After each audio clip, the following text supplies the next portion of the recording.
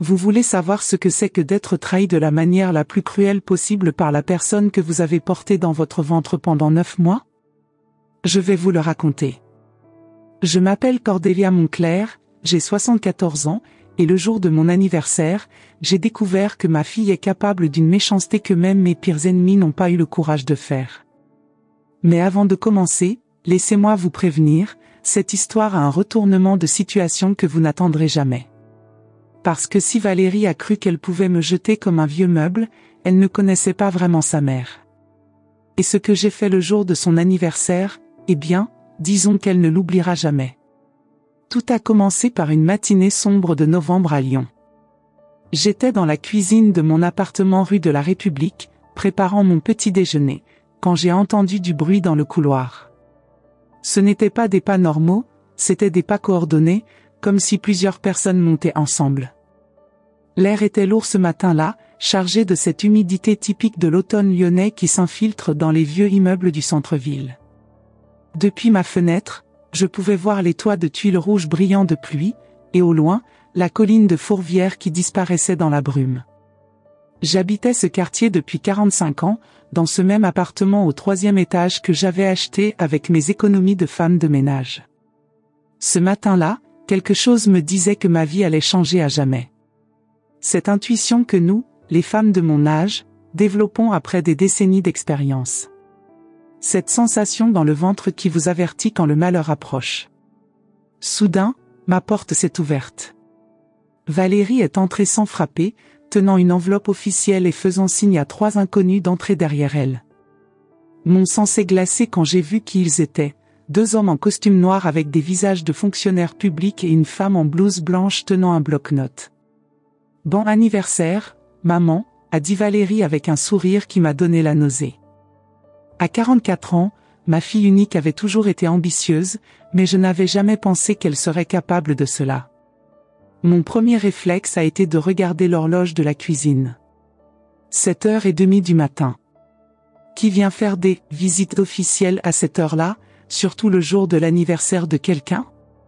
Qu'est-ce qui se passe ici? Ai-je demandé, ma voix tremblant non pas de peur, mais d'une colère grandissante. Asseyez-vous, s'il vous plaît, a dit l'homme plus âgé, sortant quelques papiers d'une mallette en cuir. Madame Moncler, je suis Henri Dubois, assistant social de la préfecture de Lyon. Nous sommes ici pour une évaluation. Une évaluation de quoi? Ai-je crié, regardant directement Valérie, qui a détourné le regard. C'est à ce moment-là que j'ai remarqué les détails qui m'ont fait comprendre que ce n'était pas une visite improvisée. L'assistant social avait un dossier épais avec mon nom dessus. La femme en blouse blanche avait des formulaires pré-remplis. Et Valérie? Valérie avait cette expression que je ne lui avais vue qu'une seule fois auparavant, quand elle avait 15 ans et qu'elle m'avait menti sur ses notes au lycée. Cette expression de quelqu'un qui sait qu'elle fait quelque chose de mal mais qui est déterminé à aller jusqu'au bout. Maman, tu ne peux plus vivre seule.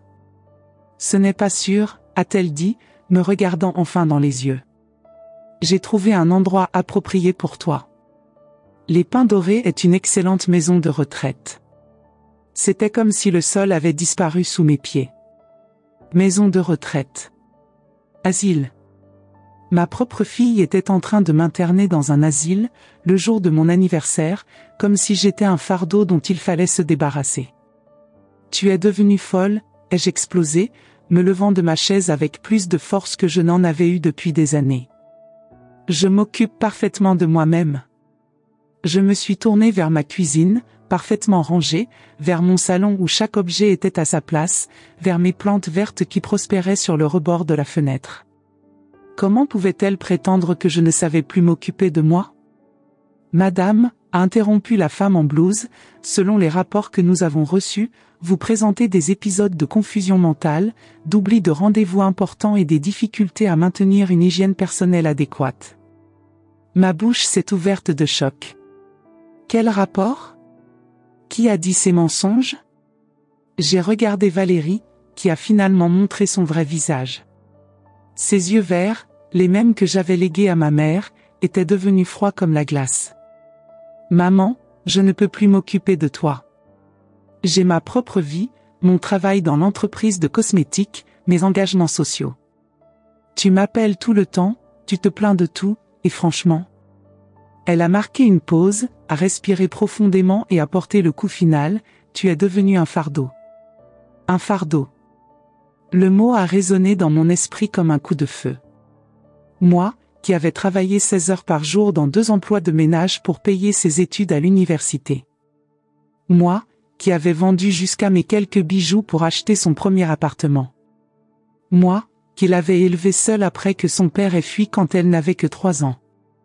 Un fardeau, ai-je répété, sentant un calme dangereux s'emparer de moi. Choix de mots intéressants, ma chère fille. Les souvenirs ont commencé à affluer. Toutes ces nuits où je revenais épuisée du travail et où je l'aidais encore avec ses devoirs. Les fois où j'avais dû choisir entre acheter des médicaments pour moi ou des livres scolaires pour elle, et j'avais toujours choisi les livres. Les week-ends où, au lieu de me reposer, je cousais ses vêtements pour qu'elle soit aussi bien habillée que ses camarades de classe plus fortunés. Et maintenant, cette même fille, qui portait un manteau en cachemire que je lui avais offert pour Noël l'année dernière, me traitait de fardeau. L'assistant social continuait à parler de procédures et de paperasserie, mais je n'écoutais plus. Mon esprit travaillait à toute vitesse, planifiant. Parce que Valérie avait commis une erreur grave, elle avait sous-estimé sa mère. J'ai observé attentivement chacune des 3 personnes qui étaient venues m'arracher à ma vie. L'assistant social avait l'air de quelqu'un qui fait ce travail depuis des années et qui a perdu toute empathie. La femme en blouse regardait sa montre, impatiente de finir sa tâche. Et Valérie? Valérie avait cette expression de soulagement anticipé, comme si elle se débarrassait enfin d'un problème qui la dérangeait depuis longtemps. Très bien, ai-je dit, surprenant tout le monde par ma soudaine coopération. Si c'est ce que vous voulez, j'accepte. Valérie a cligné des yeux, confuse par ma réaction calme. Elle s'attendait à des larmes, des supplications, du désespoir. Mais j'avais appris il y a longtemps que les meilleures vengeances se servent froides, et la mienne serait glacée comme l'hiver de Lyon. « Tu acceptes » a-t-elle demandé, visiblement déstabilisée. « Oui, ma chérie. Tu as peut-être raison. Peut-être que j'ai effectivement besoin d'aide. » Pendant qu'il remplissait la paperasserie, j'ai observé Valérie fouiller discrètement dans mes affaires, évaluant probablement la valeur de ce qu'elle pourrait vendre. Elle a ouvert le tiroir de ma commode où je gardais mes quelques bijoux, a regardé mes livres comme si elle calculait combien ils pourraient rapporter. C'est à ce moment-là que j'ai compris que ce n'était pas seulement de la négligence ou de l'égoïsme. C'était prémédité. Calculé. Valérie avait planifié cela depuis longtemps. Pendant qu'elle était distraite, j'ai discrètement pris mon téléphone portable et j'ai fait 2 appels très importants depuis la salle de bain. Le premier était pour mon avocat, Monsieur Rousseau, un vieil ami de la famille que je connaissais depuis que Valérie était petite. Gérard? C'est Cordélia. J'ai besoin de votre aide immédiatement. Ma fille est en train de m'interner dans un asile contre ma volonté, et je soupçonne qu'il y a plus derrière tout cela. Cordélia. Mais c'est scandaleux. Que voulez-vous que je fasse? Enquêter sur Valérie. Ses finances, son travail, tout. Et vérifier si elle a touché à mes comptes bancaires. Le deuxième appel était encore plus intéressant, mais vous devrez attendre pour découvrir à qui j'ai téléphoné. 2 heures plus tard, j'étais assise à l'arrière d'une voiture officielle, regardant mon appartement s'éloigner par la fenêtre. Mais je ne pleurais pas. Je souriais. Parce que pendant qu'il faisait la paperasserie, j'avais posé les premières pierres de ma vengeance. Valérie était assise à côté du chauffeur, parlant au téléphone avec quelqu'un qu'elle appelait « chérie ». Sa voix était différente, plus douce, plus mielleuse. Elle parlait de « régler le problème » et de « pouvoir enfin avancer ». Oui, Thomas, c'est fait. Maman est prise en charge maintenant. On peut procéder au plan dont on a parlé. Thomas. Je ne connaissais aucun Thomas dans la vie de Valérie. Qui était cet homme qui semblait si impliqué dans la décision de m'interner? Quand nous sommes arrivés au Pain Doré, Valérie m'a embrassé sur les 2 joues avec une affection feinte qui m'a donné envie de vomir. Tu verras, maman, tu seras bien ici. Et je viendrai te voir tous les week-ends. Bien sûr, ma chérie, ai-je répondu avec un sourire que j'espérais convaincant. Je suis sûre que tout ira pour le mieux. Mais dans ma tête, je pensais déjà au jour de son anniversaire, qui arrivait dans exactement 2 semaines. Et au petit cadeau que je lui préparais. Vous ne croirez pas ce que j'ai découvert sur ma fille quand j'ai commencé à enquêter. Et ce que j'ai fait le jour de son anniversaire a été si dévastateur qu'elle a supplié le pardon à genoux. Mais l'ai-je pardonné? Restez avec moi jusqu'à la fin, parce que cette histoire ne fait que commencer, et la vengeance que j'ai préparée a été plus douce que n'importe quel dessert français. La maison de retraite Les Pins Dorés se trouvait en périphérie de Lyon, un bâtiment de 3 étages entouré de pins qui donnait son nom à l'endroit. Quand nous sommes arrivés, la directrice, Madame Petit, m'a accueilli avec un sourire faux et m'a conduite vers ce qui serait mon nouveau foyer, une chambre minuscule avec un lit d'une personne, une petite table et une fenêtre qui donnait sur le parking.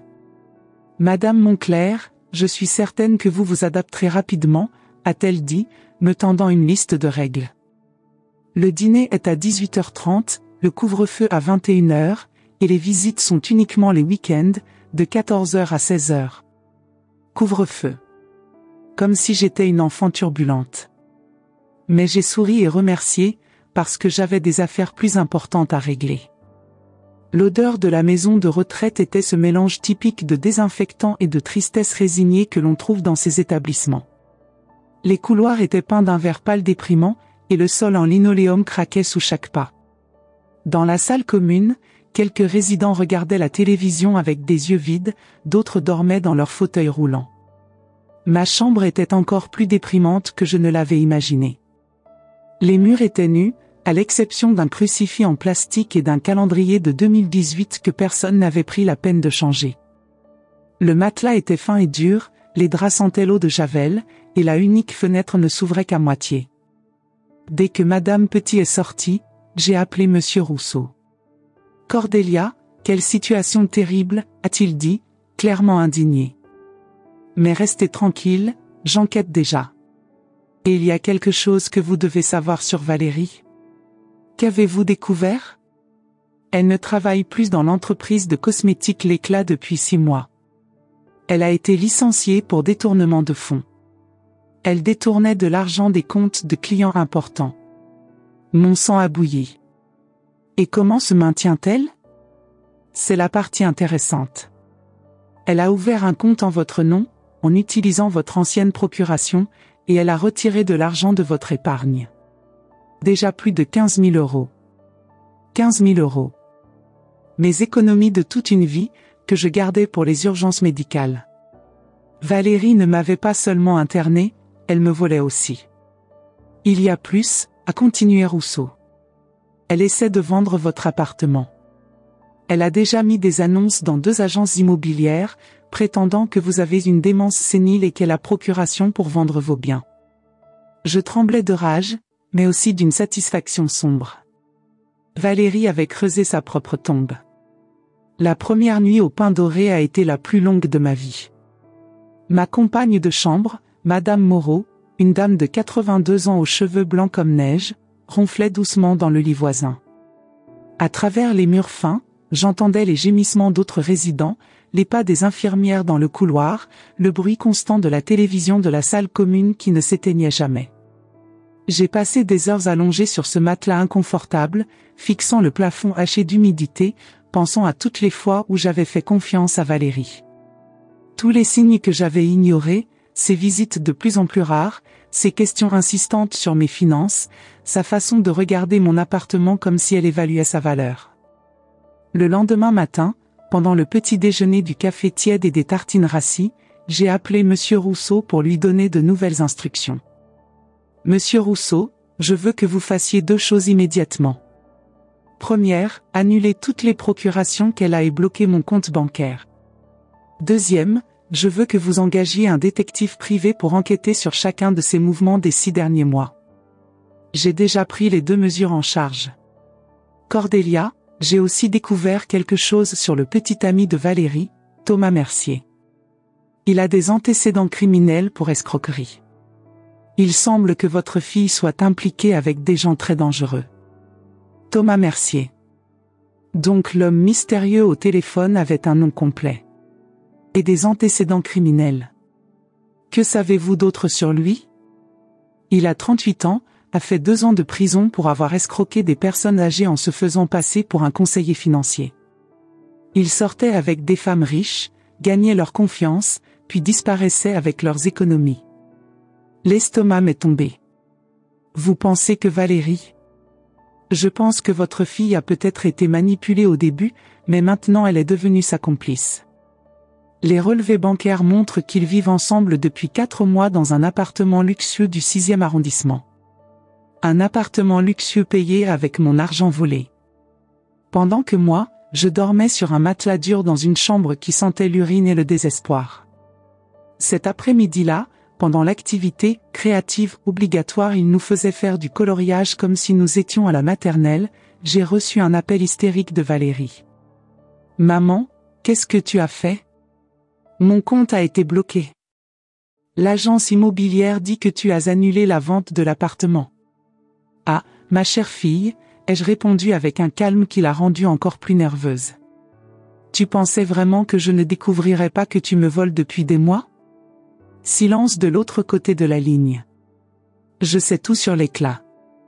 Je sais pour l'argent que tu leur as volé et que tu m'as volé. Je sais pour Thomas et ses petites escroqueries.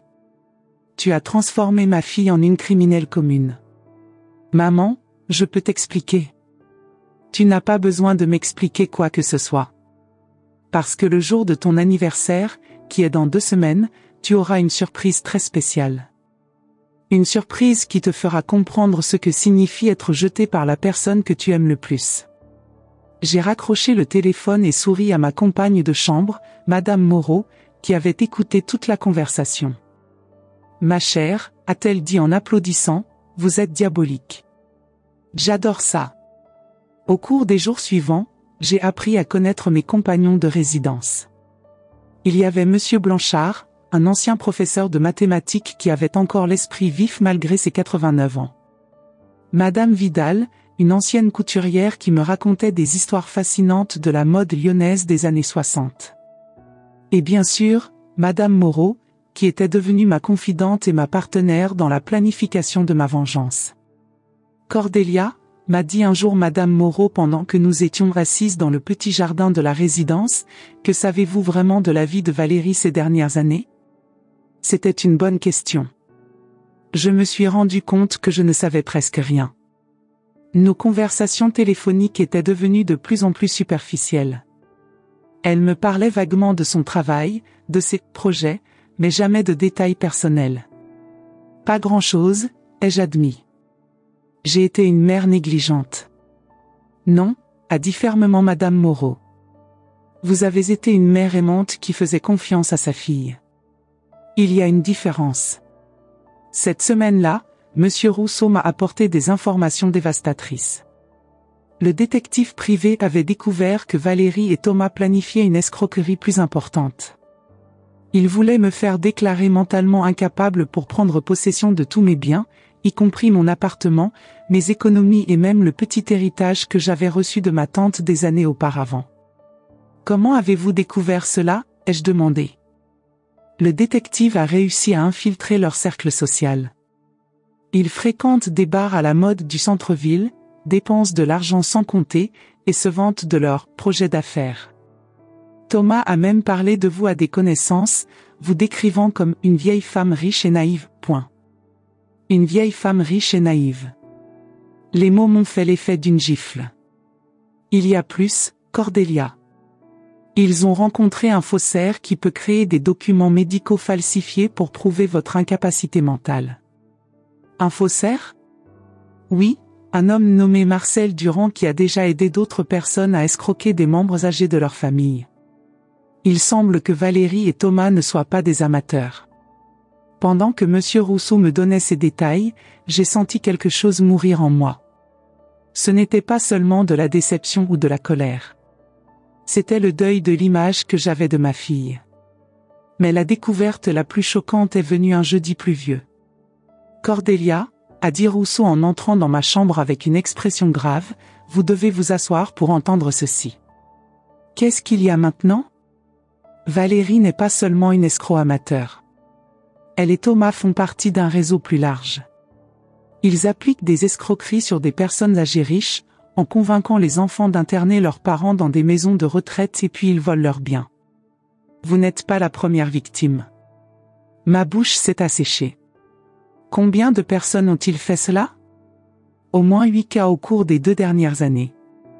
Toujours le même schéma, convaincre les familles que les personnes âgées ont besoin d'être internées, prendre le contrôle des biens, puis disparaître avec l'argent. Je me suis levée et j'ai marché jusqu'à la fenêtre, regardant la pluie tomber sur les pins. Ma fille n'était pas seulement cruelle, elle était une criminelle professionnelle. Et j'avais été juste une autre cible sur sa liste. Il y a autre chose, a continué Rousseau. Le détective a découvert qu'ils ont une liste de prospects d'autres personnes âgées qu'il prévoit de cibler.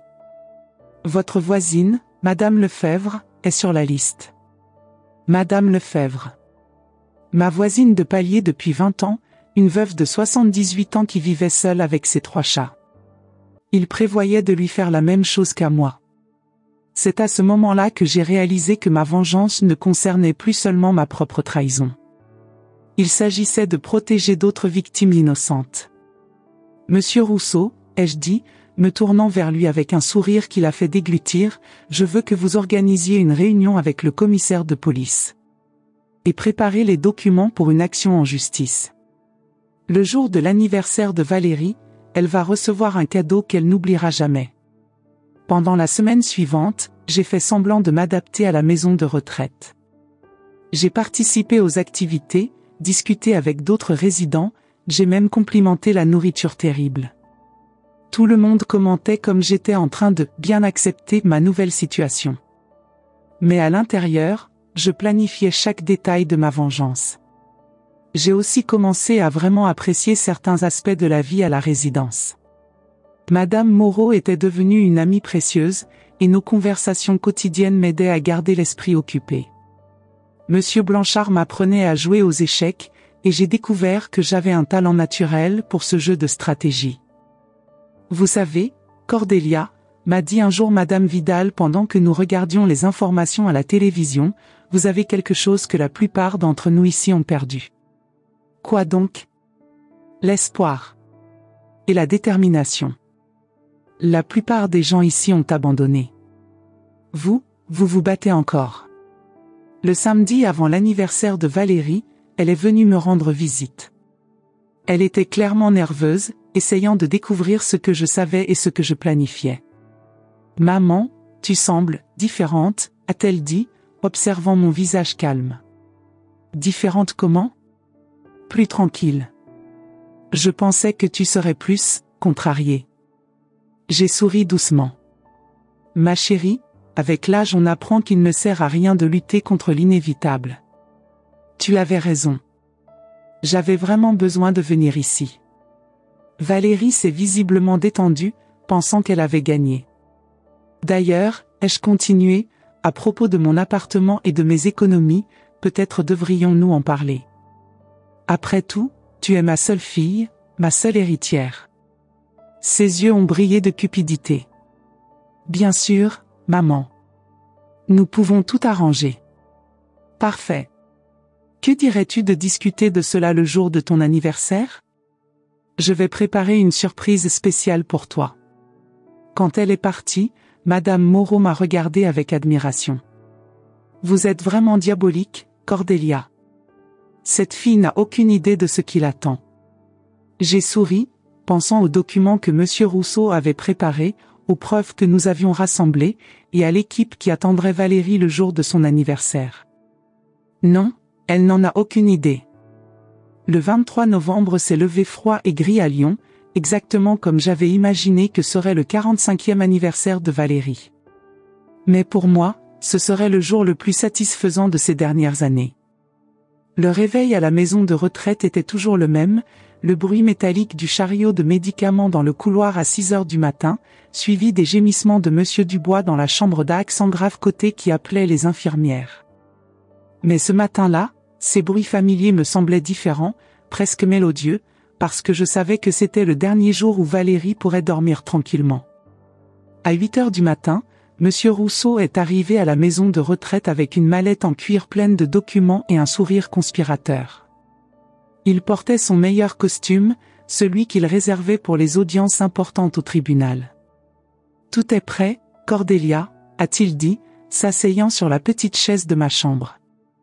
La commissaire Françoise Laurent sera présente, accompagnée du procureur Martin Durand. Le détective a réussi à rassembler des preuves suffisantes pour incriminer à la fois Valérie et Thomas dans au moins 12 cas d'escroquerie contre des personnes âgées. Et les autres victimes? Toutes contactées. 3 familles ont déjà porté plainte formellement. Votre fille et son petit ami ont créé une véritable entreprise du crime. J'ai regardé par la fenêtre de ma chambre vers le parking où quelques voitures étaient déjà stationnées.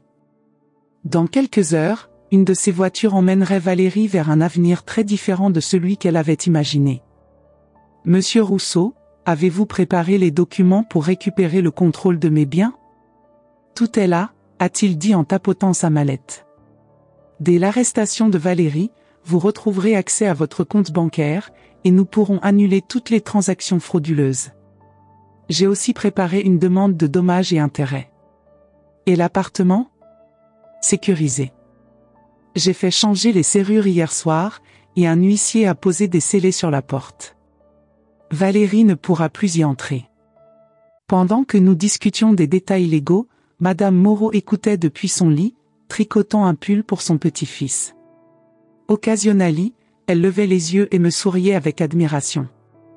Cordelia, a-t-elle dit quand Monsieur Rousseau est parti, j'ai 82 ans, j'ai vu 2 guerres, la mort de mon mari, et la maladie de mon fils, mais je n'ai jamais vu quelqu'un planifier une vengeance avec autant d'élégance. Ce n'est pas de la vengeance, Madame Moreau. C'est de la justice. Ah, ma chère, c'est la même chose, juste avec de meilleures manières. À 10 heures, j'ai appelé Valérie. Ma main tremblait légèrement en composant le numéro, non pas de nervosité, mais d'anticipation. Ma chérie, joyeux anniversaire. J'ai une surprise merveilleuse pour toi. Merci, maman, a-t-elle répondu, clairement méfiante. Quel genre de surprise? J'ai pris une respiration profonde, savourant ce moment. J'ai décidé de faire la paix avec toi. En fait, je veux te donner un cadeau très spécial. Quelque chose qui va changer ta vie pour toujours. Vraiment? La cupidité dans sa voix était presque palpable. Je vais transférer tous mes biens à ton nom. L'appartement, l'épargne, tout. Après tout, tu as raison, j'ai vraiment besoin de simplifier ma vie ici à la maison de retraite. Je pouvais pratiquement entendre son cœur s'accélérer. Maman, c'est inattendu. Mais si c'est ce que tu veux. C'est ça. Mais j'ai besoin que tu viennes ici aujourd'hui à 2 heures de l'après-midi. J'ai fait venir un notaire pour tout formaliser. Et amène Thomas aussi, après tout, il sera bientôt ton mari, n'est-ce pas? Il y a eu un silence. Comment sais-tu pour Thomas? Ma chérie, je suis peut-être dans une maison de retraite, mais je ne suis pas aveugle. Je sais que tu vis avec quelqu'un. Et si tu l'aimes assez pour partager ta vie avec lui, alors je veux le rencontrer. Après avoir raccroché, j'ai souri à Madame Moreau, qui avait arrêté de tricoter pour écouter. Elle a mordu à l'hameçon, ai-je dit. Et maintenant? Maintenant, nous attendons que la fête commence. L'après-midi s'est traîné avec une lenteur insupportable. J'ai essayé de manger le déjeuner, une soupe de légumes tièdes et un sandwich au jambon sec, mais l'anticipation me nouait l'estomac. À 1h30, je me suis changée, mettant ma plus belle robe, celle que je portais pour les occasions spéciales. Si j'allais confronter ma fille, autant le faire avec dignité. À 13h55, j'ai vu une BMW noire se garer dans le parking. Mes mains sont devenues moites. C'était le moment de vérité. À 2h pile, Valérie est arrivée accompagnée de Thomas. Il était exactement comme je l'avais imaginé, grand, mince, avec des cheveux gras et des petits yeux astucieux. Le genre d'homme qui respirait la malhonnêteté. Il portait un costume coûteux, probablement acheté avec mon argent volé. « Maman, voici Thomas », a dit Valérie, feignant un sourire affectueux. Thomas, voici ma mère. Enchantée, Madame Monclerc, a-t-il dit, baisant ma main avec une révérence exagérée. Valérie parle beaucoup de vous. J'en suis sûre, ai-je répondu, observant comment il examinait la chambre, calculant clairement la valeur de mes quelques affaires. Thomas avait cette façon typique des escrocs de regarder autour de lui, ses yeux bougeaient constamment, évaluant, calculant, cherchant des opportunités. Il a remarqué la petite boîte à bijoux sur ma commode, le cadre photo en argent avec la photo de mes parents, même la montre que je portais. « Où est le notaire ?» a demandé Valérie, ayant du mal à dissimuler son anxiété. « Ah, il arrive. Mais avant, j'ai besoin de parler avec vous de quelque chose. » J'ai fait signe qu'il s'assoie à la petite table de ma chambre. Valérie a choisi la chaise face à la porte, Thomas s'est assis à côté d'elle. Position parfaite. Vous savez, Valérie, ces derniers jours à la maison de retraite m'ont fait beaucoup réfléchir sur notre relation. C'est naturel, maman. Les changements apportent toujours des réflexions. Oui, surtout quand on découvre des vérités douloureuses sur les gens qu'on aime. Son sourire a vacillé. De quoi parles-tu ? Je parle de l'éclat, des 15 000 € que tu as volés sur mon compte, des 8 personnes âgées que vous avez escroquées ces 2 dernières années. Thomas s'est levé brusquement. De quoi parle cette vieille ? Asseyez-vous, monsieur Mercier, a dit une voix ferme depuis la porte. Où préférez-vous que j'utilise des menottes ? Tout le monde s'est retourné pour voir la commissaire Françoise Laurent entrer dans la chambre, suivie du procureur Martin Durand et de 2 policiers en uniforme. Le visage de Valérie est devenu complètement pâle. « Maman, qu'est-ce qui se passe ? » « Il se passe que justice soit faite, ma chère fille, ai-je répondu, me levant avec une dignité que je n'avais pas ressentie depuis des mois. « Il se passe que ta mère n'est pas la vieille idiote que tu pensais. » Valérie Monclerc et Thomas Mercier, a dit la commissaire, vous êtes en état d'arrestation pour les crimes d'escroquerie, détournement de fonds, falsification de documents et association de malfaiteurs. Thomas a essayé de courir, mais il a été immédiatement maîtrisé par les policiers. Je dois avouer que j'ai ressenti une satisfaction particulière en voyant ce petit homme pathétique se débattre inutilement. Valérie est restée assise, me regardant avec une expression de choc total. « Comment as-tu découvert ?» a-t-elle chuchoté. « Tu m'as sous-estimé, Valérie. Tu as pensé que parce que j'ai 74 ans, je suis stupide ou sans défense. Mais tu as oublié que j'ai travaillé 30 ans comme comptable avant de prendre ma retraite. Tu as oublié que je connais des gens influents dans cette ville. Et surtout, tu as oublié qu'une mère protège toujours ses enfants, même quand ils ne le méritent pas. Madame Monclerc, a interrompu le procureur, les preuves que vous avez fournies sont plus que suffisantes. Nous avons trouvé des documents falsifiés, des registres bancaires frauduleux, et nous avons réussi à localiser au moins 12 victimes de leur système.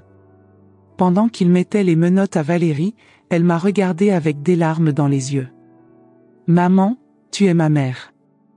Comment peux-tu me faire ça ? Je me suis approché d'elle, j'ai tenu son visage entre mes mains et j'ai parlé doucement, pour qu'elle seule puisse entendre. Comment je peux faire ça ? De la même façon que tu m'as interné dans cet endroit comme si j'étais un déchet. De la même façon que tu as volé mon argent en feignant de m'aimer. De la même façon que tu planifiais de me faire déclarer folle pour récupérer tout ce que j'ai construit en une vie de travail. Ces larmes ont commencé à couler. La différence entre nous, Valérie, c'est que je suis encore ta mère. Et pour ça, je vais te rendre visite en prison. Je vais engager un avocat décent pour ta défense. Je serai là quand tu sortiras, si tu sors un jour. Parce que c'est ce que font les mères. Maman, mais je ne te ferai plus jamais confiance. Et je ne laisserai plus jamais que tu me traites comme un fardeau. Quand ils ont emmené Valérie et Thomas, la chambre est devenue silencieuse. Monsieur Rousseau s'est approché et a posé sa main sur mon épaule. Cordelia, êtes-vous sûre de vouloir faire cela ? Il est encore temps de retirer les accusations ? Non, ai-je répondu fermement. Valérie a besoin d'apprendre que les actions ont des conséquences. Et je dois me protéger. Madame Moreau, qui avait assisté à tout en silence, a commencé à applaudir lentement. Bravo, Cordelia. Simplement bravo. Après le départ de tout le monde, je me suis assise sur mon lit, observant par la fenêtre la BMW noire qui était toujours garée dans le parking. Bientôt, elle serait confisquée par la police comme preuve. Madame Moreau, ai-je dit, est-ce que j'ai fait la bonne chose? Ma chère, a-t-elle répondu en posant son tricot, j'ai élevé 4 enfants. 3 sont devenus des adultes merveilleux. Le 4e, eh bien, parfois on doit laisser nos enfants apprendre de leurs erreurs, même si c'est douloureux pour nous. Et s'ils n'apprennent jamais? Alors au moins, nous aurons essayé. Et nous nous serons protégés. Cette nuit-là, pour la première fois depuis des semaines, j'ai dormi profondément. Il n'y avait plus de plans à faire, plus de vengeance à planifier. Justice avait été rendue. Mais je savais que ce n'était que le début. Valérie passerait probablement plusieurs années en prison, et quand elle sortirait, nous devrions décider si notre relation pourrait être reconstruite. Pour l'instant, j'étais en paix avec ma décision.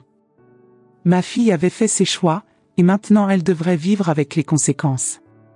3 semaines après l'arrestation de Valérie, j'étais assise dans le bureau de Monsieur Rousseau, signant les papiers qui me rendraient le contrôle total de ma vie. À travers les grandes fenêtres de son étude située rue de la République, je pouvais voir les passants pressés sous la pluie fine de décembre, chacun absorbé dans ses propres préoccupations, ignorant qu'à quelques mètres d'eux, une femme de 74 ans reprenait possession de sa dignité. Cordelia, toutes les procurations frauduleuses ont été annulées, a-t-il dit, organisant soigneusement les documents dans des chemises étiquetées.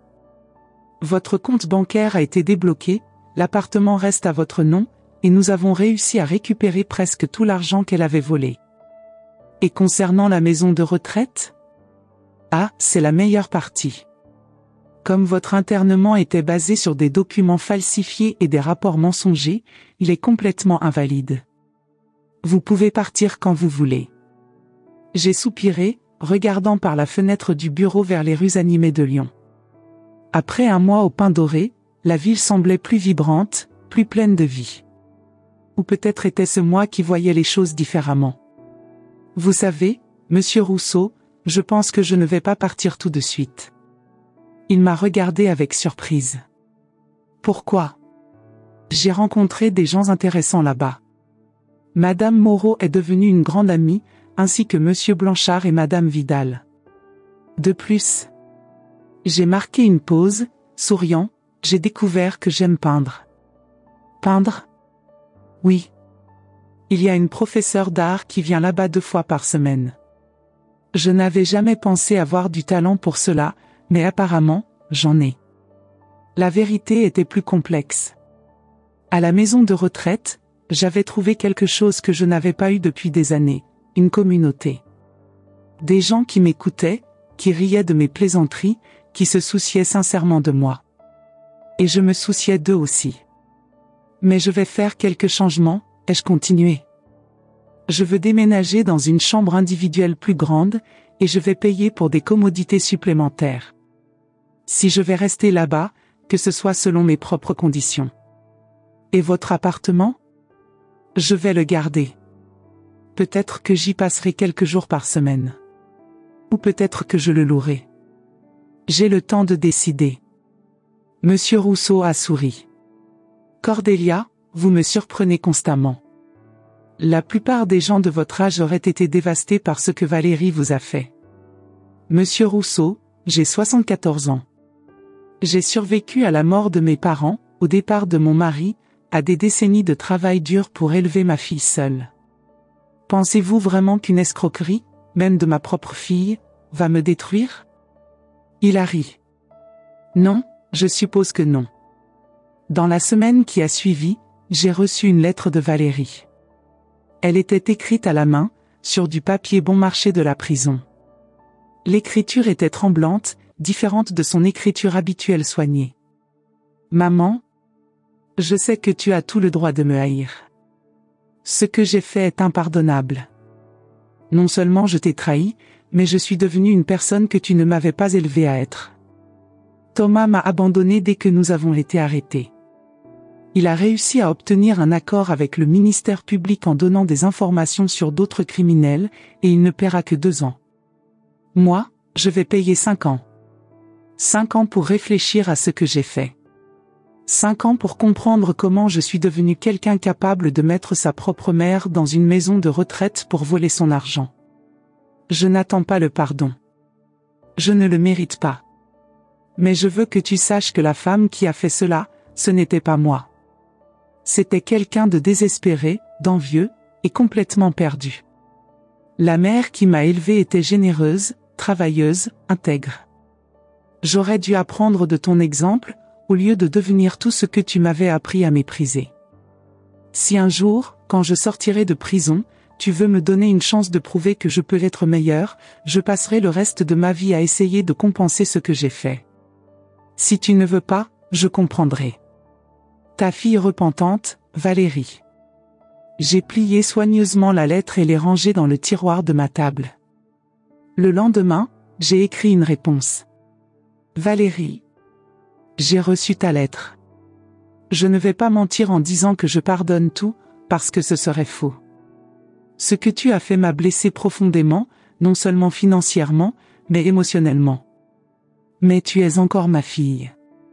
Et les mères n'abandonnent pas leurs enfants, même quand ils nous abandonnent. Pendant ces 5 années, je vais t'écrire régulièrement. Je viendrai te voir quand ils le permettront. Et quand tu sortiras, nous parlerons de comment reconstruire notre relation basée sur la vérité, pas sur les mensonges et la manipulation. Mais sache une chose, je ne suis plus la même femme que tu as réussi à tromper. J'ai appris à me valoriser, à me protéger, et à ne pas accepter moins que ce que je mérite de quiconque, même pas de toi. Utilise ces 5 années pour devenir la femme que je sais que tu peux être. La femme que je t'ai élevée à être. Ta mère, Cordélia. 6 mois plus tard, j'étais dans ma nouvelle chambre au pain doré, 3 fois plus grande que la précédente, avec vue sur le jardin et meublée avec mes propres affaires. J'étais devenue une sorte de célébrité dans l'établissement. La dame qui a attrapé sa fille escroc était la façon dont on me connaissait. Mais j'étais plus que cela.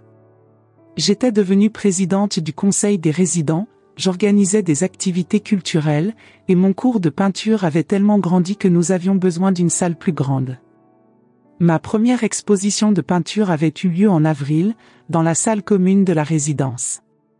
Madame Moreau avait insisté pour que nous invitions la presse locale, et à ma grande surprise, 3 journalistes étaient venus.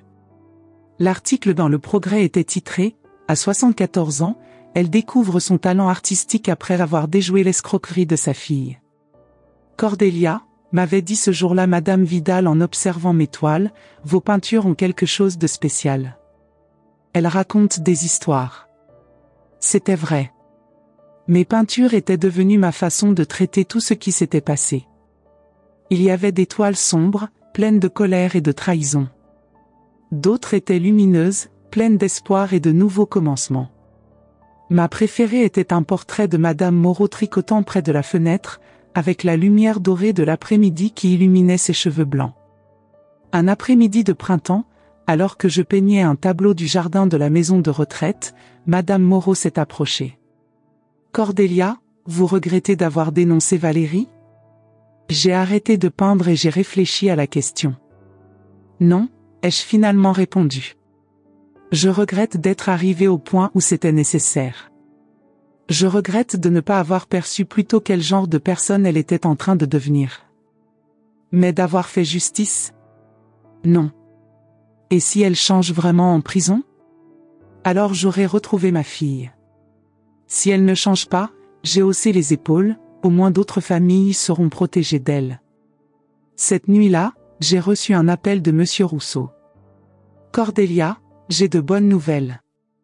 Les autres victimes de Valérie et Thomas ont réussi à récupérer presque tout l'argent volé, grâce aux preuves que vous avez fournies. 3 familles aimeraient vous rencontrer personnellement pour vous remercier. Dites-leur que je serai heureuse de les recevoir ici, ai-je répondu. Mais qu'ils apportent des chocolats. Ceux d'ici sont terribles. Il a ri. Cordelia, vous avez beaucoup changé. Pour le mieux, j'espère. Définitivement pour le mieux. Au cours de l'année suivante, j'ai reçu des visites touchantes des familles que j'avais aidées à récupérer leurs biens. Il y avait monsieur et madame Leclerc, un couple âgé de Villeurbanne qui avait perdu leurs économies de retraite. Madame Petit, pas la directrice, une autre, une veuve de 79 ans qui avait failli perdre la maison de famille.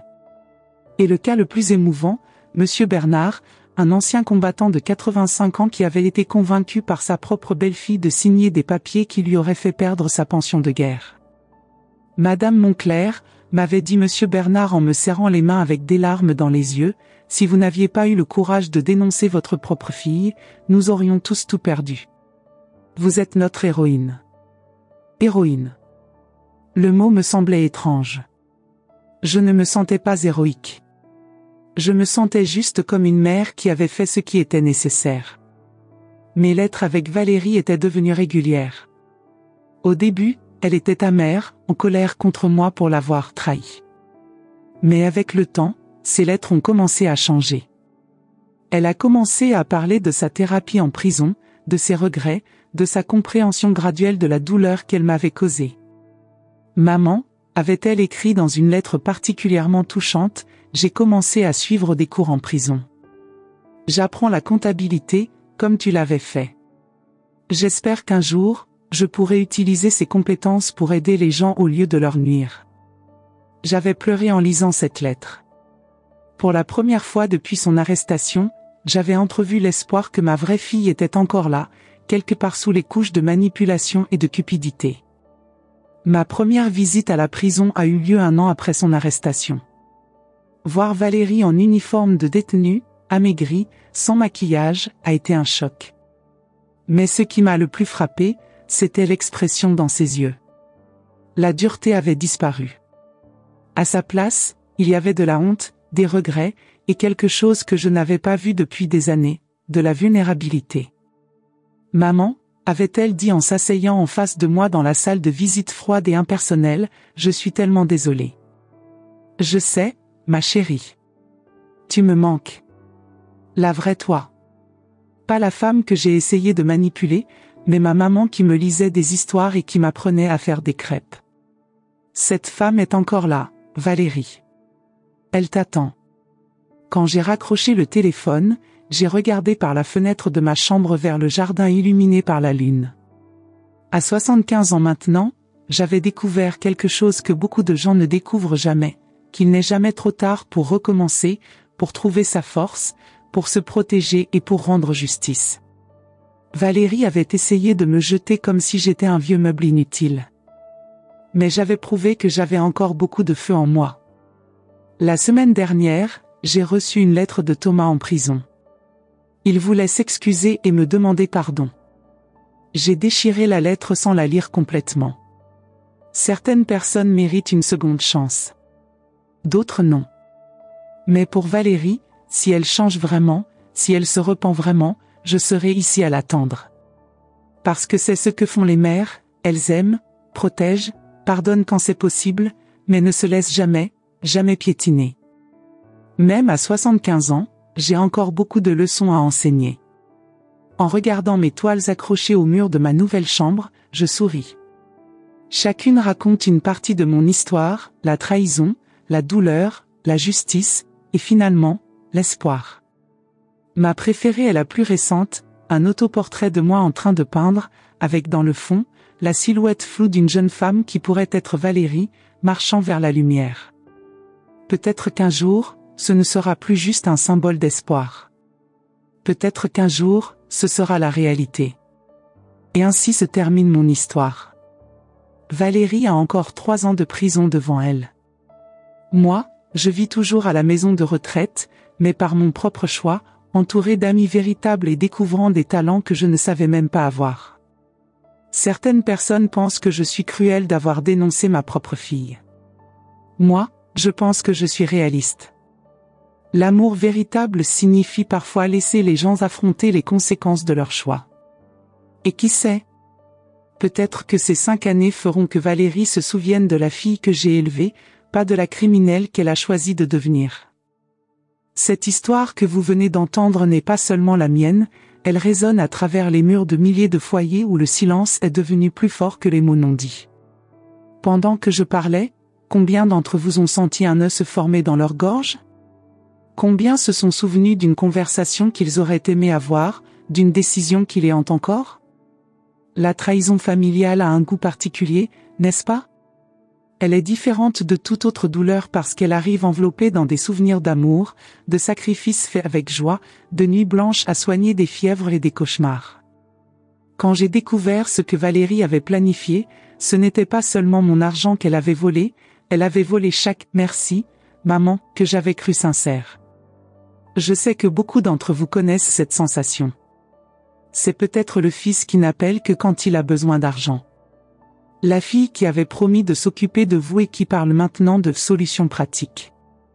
Les petits-enfants qui ont grandi et ont oublié le goût des biscuits que vous faisiez.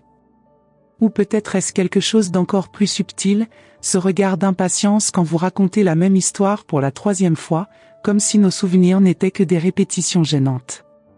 Ce qui me fait le plus mal, ce n'est pas ce que Valérie a fait, mais combien d'années il m'a fallu pour réaliser que je devenais invisible dans la vie de la personne que j'aimais le plus. Combien de fois ai-je avalé mes mots pour ne pas déranger? Combien de fois ai-je fait semblant de ne pas voir le mépris dans ses yeux? Vous êtes-vous déjà surpris à vous excuser d'exister? D'avoir besoin d'aide pour ouvrir un bocal? De ne pas comprendre comment fonctionne une application? De simplement vieillir? J'ai choisi de confronter ma fille par la justice, mais je ne suis pas là pour dire que c'était facile ou que c'est le seul chemin. Chaque famille a ses propres blessures, ses propres fantômes. Certaines batailles se livrent devant les tribunaux, d'autres autour des tables de dîner, d'autres encore dans le silence des cœurs brisés. Ce que je me demande, et que je vous demande, c'est, quand avons-nous permis que notre expérience de vie devienne un fardeau? Quand nos cheveux blancs sont-ils devenus synonymes d'obsolescence? Quand cesser de contribuer financièrement a-t-il signifié cesser d'avoir de la valeur? Peut-être que la vraie question n'est pas ce que vous feriez à ma place, mais ce que vous faites maintenant, aujourd'hui, pour protéger votre dignité. Acceptez-vous moins d'amour que vous ne méritez? Vous excusez-vous d'occuper de l'espace dans ce monde? Laissez vos commentaires, mais pas seulement sur mon histoire. Parlez de vous. De ce que vous ressentez quand vous vous regardez dans le miroir. De ce que vous aimeriez dire à cette personne qui vous traite comme si vous étiez invisible. Du moment où vous avez réalisé que vieillir ne vous a pas rendu moins important, juste plus sage. Et si cette histoire a réveillé quelque chose en vous, colère, tristesse, détermination, ou même soulagement de ne pas être seul, abonnez-vous à la chaîne. Parce que tant que nous serons là, respirant, ressentant, nous souvenant, nos voix comptent. Nos histoires ont du pouvoir. Et notre dignité n'a pas de date d'expiration. La société peut essayer de nous convaincre que nous sommes le passé, mais j'ai découvert à 75 ans que je peux encore être la protagoniste de ma propre histoire. Et vous le pouvez aussi.